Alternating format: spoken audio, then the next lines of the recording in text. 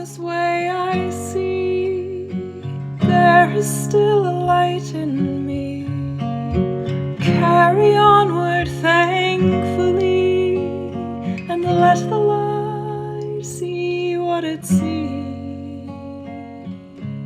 So the first thing that I was thinking is, if there's an inner development path, or, we need holistic agriculture, we need new alternative medicine, then we're kind of thinking that we need to go somewhere. Something needs to change. Yeah. Maybe we have to change ourselves, change our consciousness, change the world. There are all these different professions and ways. And what's the theory of change? That was kind of my first. I'm like, well, how do we do this? Yeah. Yeah.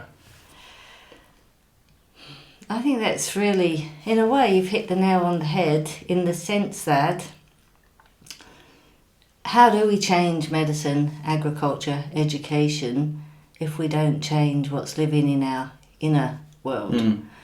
And so all change starts with what's taking place in the inner life of the human being, or the inner life of the collective humanity.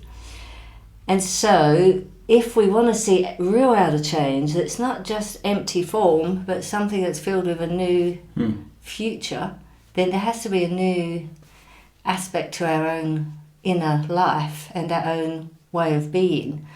So inner development is all about, really, working in your inner life, because you know its effects on the future of humanity, and doing that consciously. So the idea is, if we want to move towards a future that we think is going to work towards a true altruism, and not, is this egotism or is it altruism? Because a lot of people actually struggle to identify that. Then we would have to do the work inwardly to really know what we're doing and why we're doing it. And that comes down to some of those, I think, foundational relationship we have to what we might think as the spiritual world, or the spiritual aspects of our own being. So the path of inner development is really about developing the self to develop the world. So we can start the greatest organisations and decide to go green on everything, but if the inner gesture is actually because we want fame, because we want money, because we want, ultimately, it ends up in the same pain or suffering for someone. So how do we actually really shift the inner gesture? And so in a way, I believe that inner work, or the reality that the outer world follows the inner world, as above, so below, that reality actually holds sway. And so if we truly want to change what we see in the manifested world, we have to begin on these other realms of consciousness of our being. And in a certain sense, I think we're being challenged to develop a relationship consciously to those other realms. And until we can do that in a way where there is a clarity of that work inwardly, we will get confused outer manifestations, because it's following this kind of confused understanding of what our next step is as a collective. Does that make any sense to you? Yeah, well, one thing that came up for me was when you said something like conscious, like take hold of it consciously. Yeah. And I'm 30 years old, so I have noticed a shift in my 20s of kind of things kind of were happening to me. Things just kind of are happening. And it's like there's a progression, and it almost was kind of just, it was a grace. And now it's kind of like, well, you got to do it, And then I'm just wondering, and I feel like it's a critical point here at the end of the 20s. And like, it's still, the book hasn't been written for me, like, and for so many, like, are we going to learn how to do it consciously? I don't know. I just felt like it was an important kind of point. Absolutely. Yeah. And that point has been tracked in different traditions. Yeah. From an astrological point of view, we think about the Saturn return, which really Saturn says, how do you really start doing the work of what you're here to do, recognising who you are and why you're here. And so there is that sort of sternness that feels that you're not graced in the same way. On the other hand, other traditions might say that your angel steps back slightly, leaving you this room to step in and start picking up the evolution out of your own efforts. Now this picture, out of your own efforts, is such a significant reality of our times, and it's the hard one for us to adjust to, because we live in a world where we're spoon-fed things. We're spoon-fed many things, so that we lose the sense of out of our own efforts. We're given an education that really, as long as you put in a bit of mirrored information in, information out, which isn't truly this out of your own effort. So this picture that actually comes through many of the esoteric traditions, that out of yourself, out of your efforts, you freely come into relationship to these next steps. So it would make sense that reality echoes in your soul. And that's what I find so illuminating about the path, that there's nothing really spoken about in the path that you don't find somehow in the depths of your own experience a reality to. So you having that sense that actually I've got to somehow do this a bit myself now is there in the depths of every soul. Whether we can hear it or see it is another thing, but that echoing in you echoes in us all at some point. And then are we tempted to actually say, well, can something else do it for me? Surely I don't have to do this. Someone, something, Destiny. some substance, Destiny. some person. Yeah. Out of our own efforts. And so I think we're given this opportunity. We might not think of it as an opportunity, but it is a spiritual calling when the spiritual world create a room for you to start working with your life. Yeah. Well, there's another kind of aspect in the first thing you said that I wanted to... Yeah. It's like, okay, so there's just the idea of being at a state of consciousness, and then someone telling you there's like other aspects to the state of consciousness which you're unconscious of, or maybe only kind of dream-like aware of. Yeah. So just the idea of getting to somewhere else in consciousness, like just as a process, how could that work? Like how are new places in consciousness found? Right. You know what I mean? Especially in the light of this freedom. Yeah. And it's not given to us. Well, again, there will be echoes of that reality. Now, I know many people sort of in their late teens, early 20s, glimpsing something, sort of really waking up to this there's another reality. I know it's there. And then there are these other consciousnesses that we participate in all the time, but we don't necessarily participate in them consciously. So we have our everyday waking day consciousness. But then we have dreaming consciousness. We have deep sleep consciousness. And we have this state called death or death consciousness. All of them you participate in or will participate in. And so they live in there as realities, but you don't know them fully. And that's one of the shifts that happens with a meditative path, is that first of all, your dreaming consciousness gets less chaotic and haphazard and more clearly informative, perhaps, ordered, and even moments of awareness. And there are different states in this dreaming consciousness, as there are different states in your waking day consciousness. So sometimes you're really alert, really present. There are other times you're kind of half in the automatic day. So it is in this state of so-called dreaming consciousness. There are times where you can be awake in your personality as so-called lucid dreaming, or you can have this continuation of consciousness where your pure I am consciousness that you found in your meditative life actually becomes fully present in this realm of picture consciousness or dreams. And then, of course, you see there's a whole new world, a whole new reality. So even though I'm talking about realms of consciousness, as though we might not know about them, but already we know you've got 4 realms. The job you have to participate in, whether you know it or not.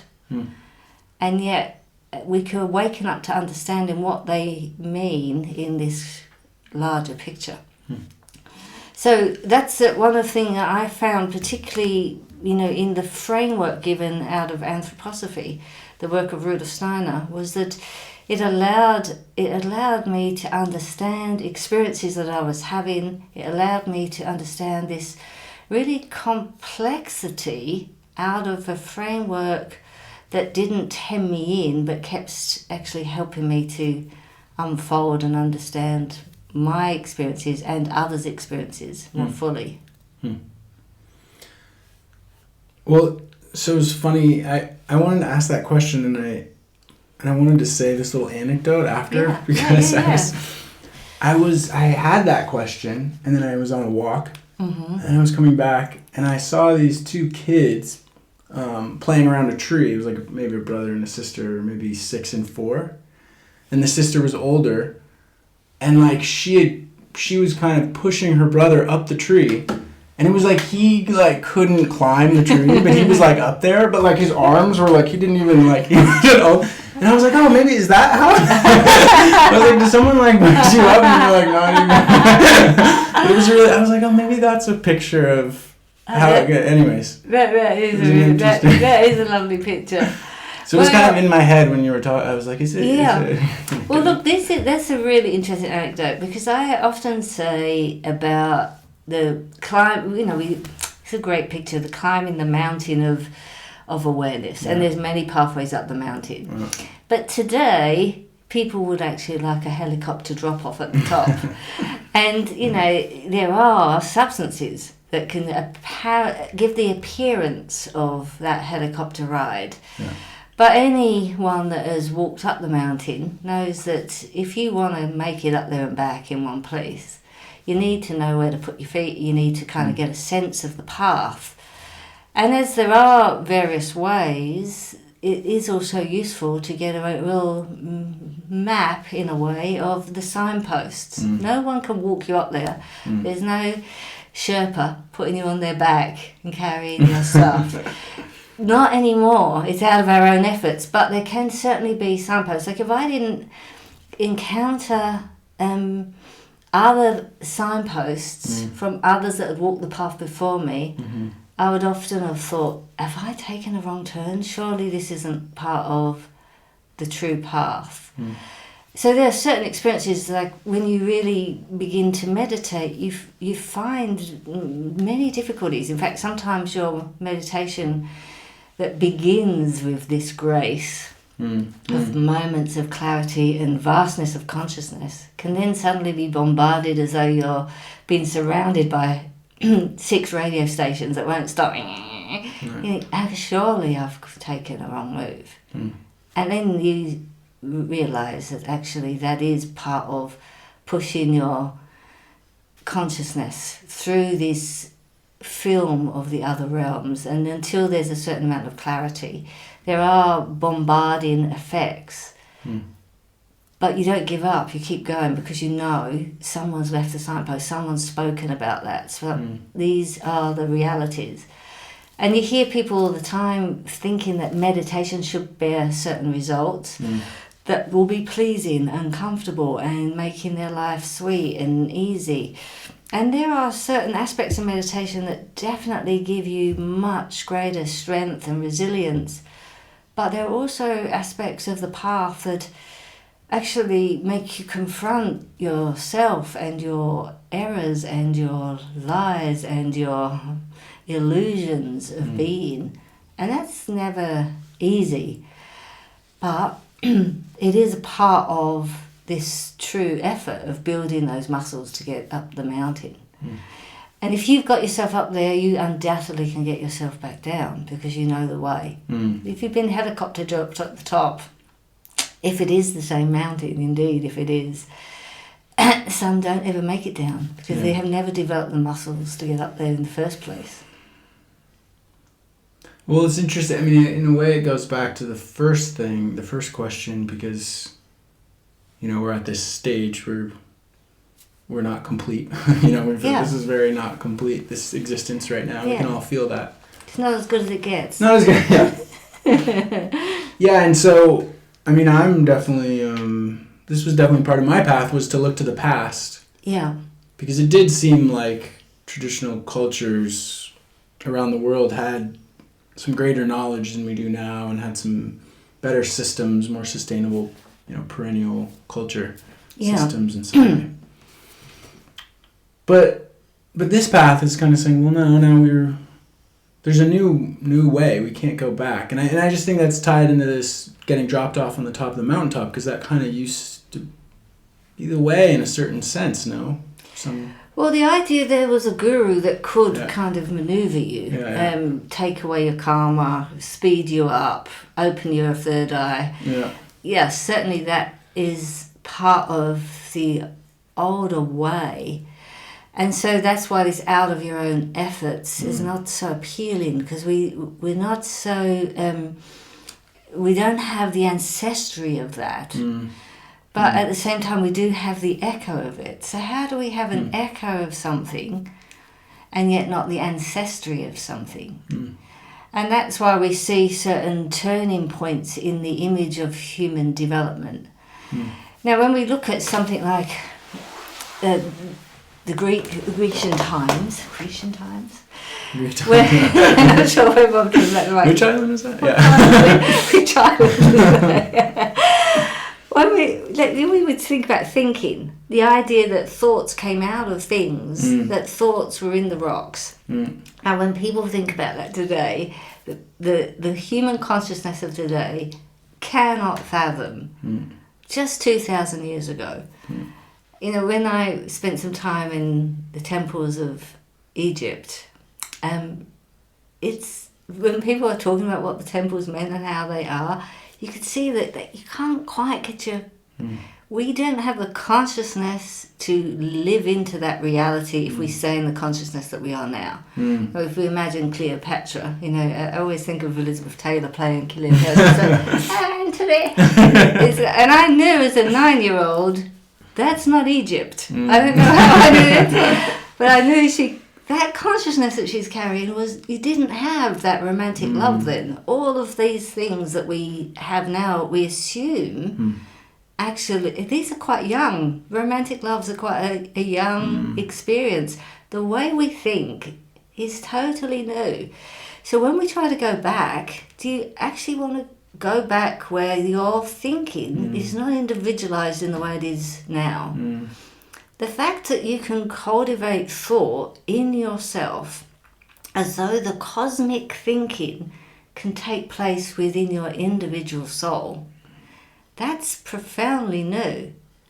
So in the ancient times, like when we go right the way back, the idea of using the word self never meant this self, it meant self. Whenever I said self, I meant the entire community. So are we really able to go back to that with the consciousness that we have now? So what parts can we go back to? What parts can't we go back to? And why is this consciousness the way it is now that demands something new? It almost demands a participation and a level of individual moral engagement with the future. The past, where it was all written out for you, thou shalt, all of the stories,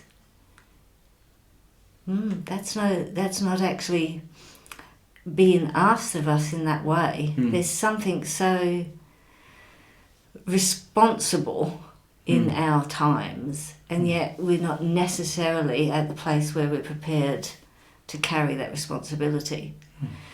And of course, there are many things from the ancestry that I think can help us. And there's certainly this innate understanding of land and living with that we need to learn from. Now, there are many aspects that we could actually grow and gain so much more holistic and healthy ways forward. But when it comes to consciousness, what we have now has never been, and what we will have has never been. And so we can't look to the past to say, I want that consciousness. And really, we don't want it anyway, because how can this consciousness of today truly want to go to a place where I think the way my grandfather and his father and his father and his father and his father thought, and we all have the same name, and we all have the same job. Yeah. Well, there may be in America some people.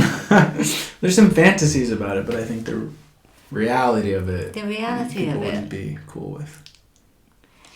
But look, people could give it a go, because it would be a wonderful experiment, wouldn't it not? Yeah.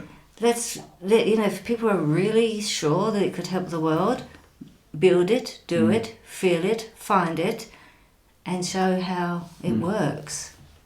I mean, we can see that, for instance, the Amish people, they have far better, superior metabolic systems than the average American. Yeah.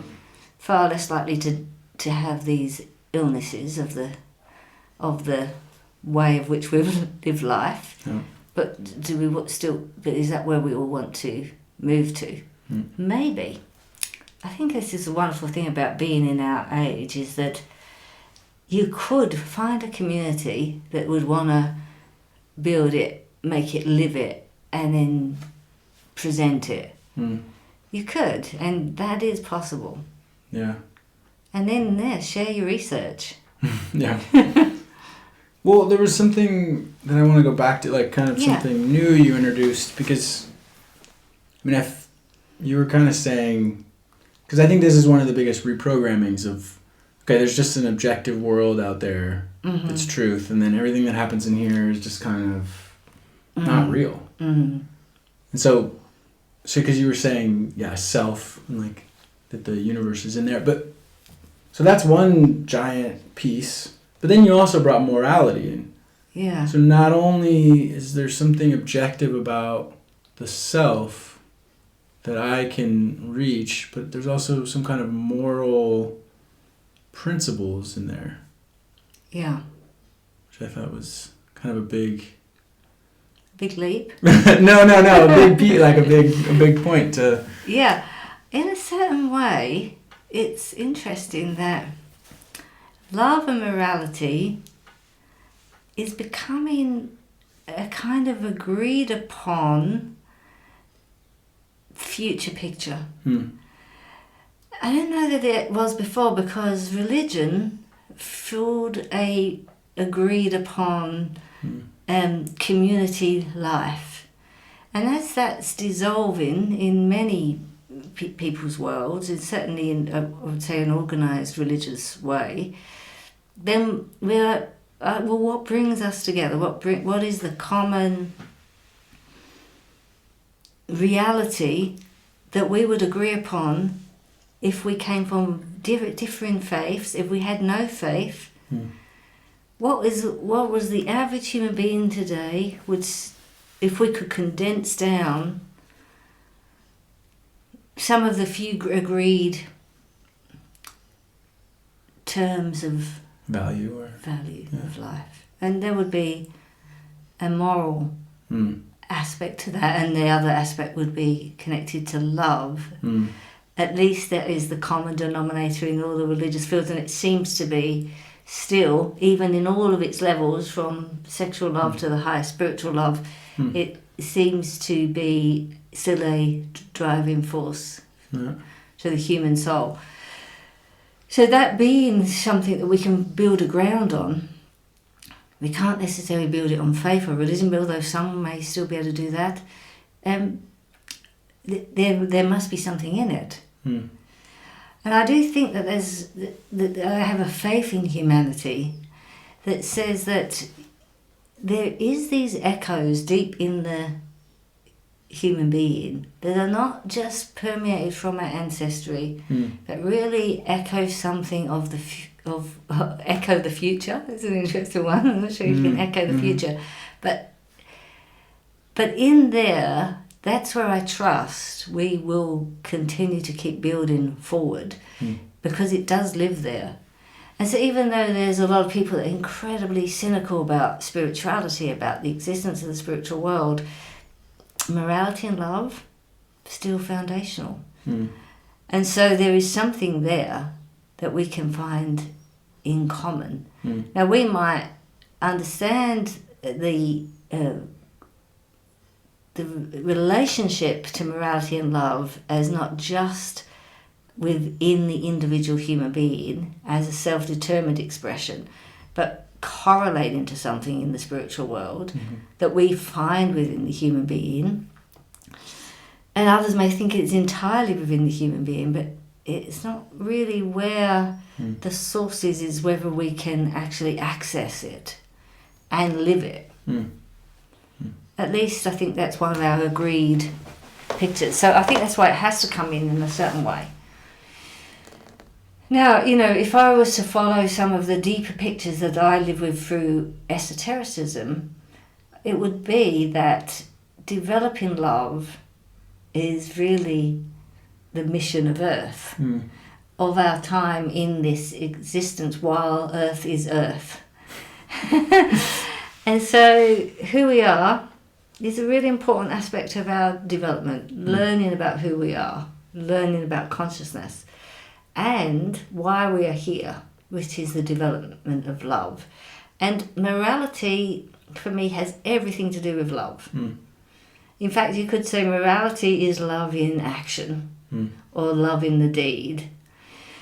So if we can keep working with that as a collective, individually but also collectively, regardless of religion or faith or spirituality or non-spirituality, we still keep on the track of who are we and why we're here. And I think that is actually happening. So I do have faith, even in the apparent